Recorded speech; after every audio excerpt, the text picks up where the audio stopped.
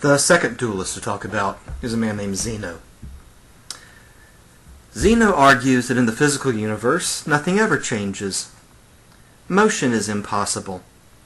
Nothing ever moves or changes in the physical universe. But we find ourselves bored living in a physical universe where things don't change or move, and so we pretend that we live in a world where things change and motion is possible, when in fact around us the physical universe always stays the same. Zeno makes this argument by demonstrating to you that when you begin to describe what you think you see going on around you, when you begin to describe your experience of moving or things moving around you, that you get yourself tied up in all kinds of contradictions, and you get yourself tied up in all kinds of knots, and that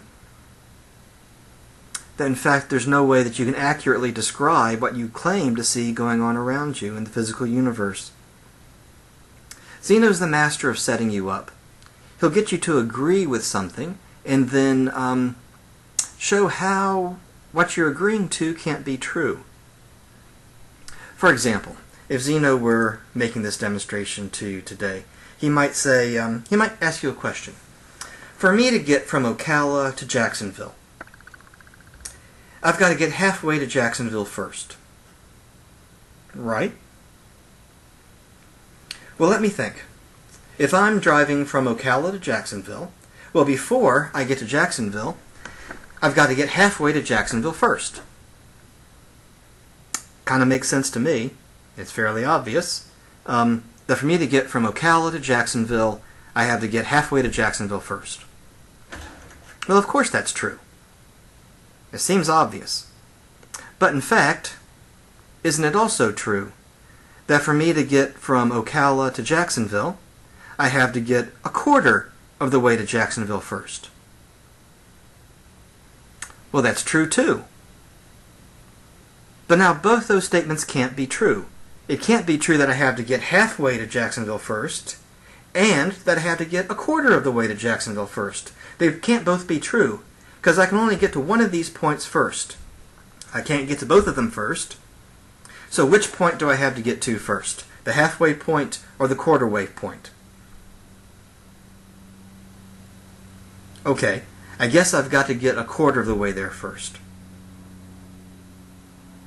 That's true. So when I said that I have to get halfway to Jacksonville first, in fact that wasn't true. So now I'm saying that that wasn't true. But it is true now. Now I know. I have to get a quarter of the way to Jacksonville first. But now isn't it also true that before I get to Jacksonville, I've got to get an eighth of the way to Jacksonville first? Well, that's true too.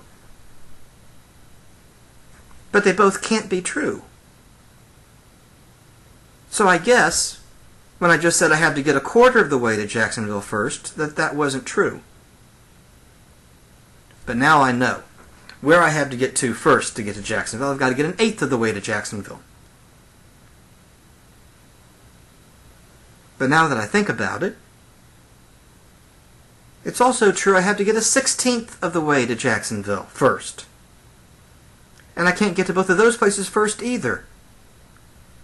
So where do I have to go first? And you begin to see the problem. Here's Zeno's problem here. For me to get from A to B, I have to get halfway there first. Well, of course you do. That seems fairly obvious. Of course that's true. If you have to get from A to B, you have to get halfway there first. But in fact, that's not true, because you have to get a quarter of the way there first. But in fact, that's not true either. You have to get an eighth of the way there first. But that's not true either. You have to get a 16th of the way there first, and that's not true either. You have to get a 32nd of the way there first, and that's not true either. You have to get a 64th of the way there first, and that's not true either. Well, which point do you have to get to first? Well, the first one. That's your problem. There is no first point. Because every time you point at a spot on the map and say you have to get there first, there's another point in between that you have to get to first. And Zeno says, look, if you can't even tell me where I have to get to first, There's no way you can tell me I can get all the way to Jacksonville. You can't even tell me where I got to go first. Because how many points are there on a line between Ocala and Jacksonville?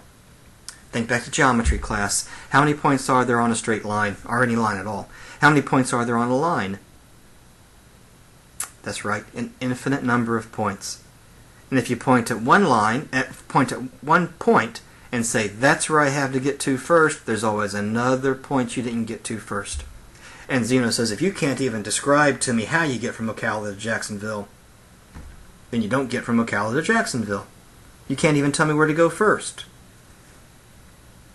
And Zeno's right. Zeno is right. If you agree that you have to get to the halfway point first, well, then you're stuck. Literally, you're stuck. You can't move. Because there's always another point you have to get to first. And Zeno's right. Just so you know, well, this is an example of what are called Zeno's paradoxes. A paradox is when you believe two things to be true, but they both can't be true. Is it true that before I get to Jacksonville, I have to get halfway there first? Yes. Is it true that before I get from Ocala to Jacksonville, I have to get a quarter of the way there first? Yes. Well, which point do I have to get to first? Because I can't be in two places at once. Zeno's right. If you say there's a point you have to get to first, then you're stuck. Just so you know, there's a solution to Zeno's paradox here. The paradox really has nothing to do with moving from Ocala to Jacksonville. It has to do with the words that we use to describe it.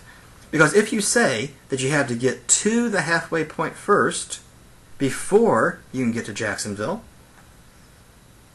well, in fact, that's not true. But if you say that you have to pass through the halfway point as you move to Jacksonville, there's no problem at all. It's the little difference between the prepositions to and through. But Zeno's right. He's the master of setting you up. If you let Zeno set you up, he will get you every time. Zeno has a number of different paradoxes. You'll probably come across these paradoxes often in your college career. Different professors use them for different purposes to illustrate different things. Zeno has a paradox about, this is just a cartoon about Zeno's paradox I forgot to show you. But he is right. He is right. If you insist on putting marks down on the line and getting to one mark first, well, then you can't move. He is right. Zeno has another paradox about an arrow. He says you've seen arrows in flight, but the arrow never moves because you can't describe how the arrow moves. And here's Zeno's arrow paradox. Zeno says the arrow is moving, right? Of course. I see the arrow moving. Well, can the arrow be in two different places at the same time? Well, no. In fact, can anything be in two different places at the same time? Well, in the physical universe, no. In the physical universe, it seems that physical objects can only be in one place at one time. Physical objects in the physical universe can only be in one place at one time. Well, of course. Well, as we think about the arrow traveling across the field, at every point in time, the arrow can only be in one place. In other words, there's no point in time in which the arrow is moving. For example, 1 second into flight, the arrow is here. 2 seconds into flight, the arrow is here. Or it will be once the computer wakes up. There we go. At 1 second, the arrow is in the upper left-hand corner. At second number 2, the arrow is in the bottom right-hand corner. Well, at what point in time did the arrow get from point A to point B? Half a second. But at that point in time, the arrow was right there.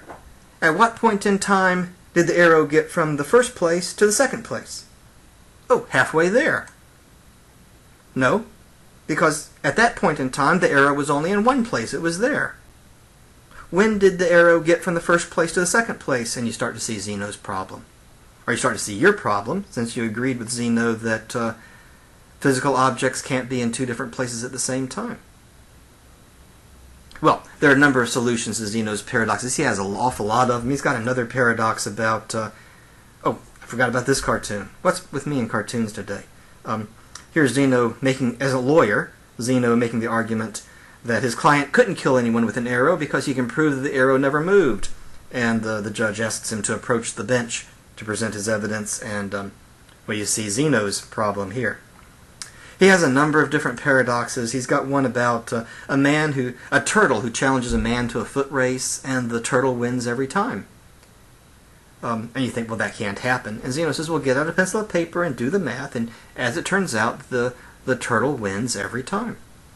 Well, what are you going to believe, your experience or your reason? What are you going to believe, what your eyes tell you or what math tells you? Well, those are some big questions. Now, Zeno's paradox, these paradoxes are pretty high-octane stuff. I can go ahead and tell you there won't be an essay exam on the first midterm, won't be an essay question on the first midterm exam that says define and refute Zeno's paradox. But if you go through and think about Zeno's paradoxes, you'll see that he is right. He is right. If you're interested in these kind of mind games, you can find them online very easily and see descriptions of them and try to work your way through these kind of mind games. But if you let Zeno set you up, he'll set you up every time.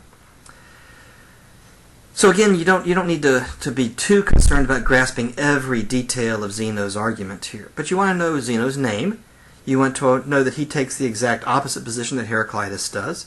You want to know that Zeno's position is that in the physical universe nothing ever changes.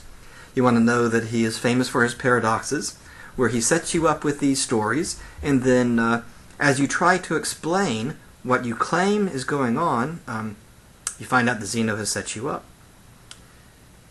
Well, that's going to be the last of the pre-Socratics we're going to talk about, and we're going to be turning our attention pretty quickly to the first philosopher after the pre-Socratics, and of course that's Socrates.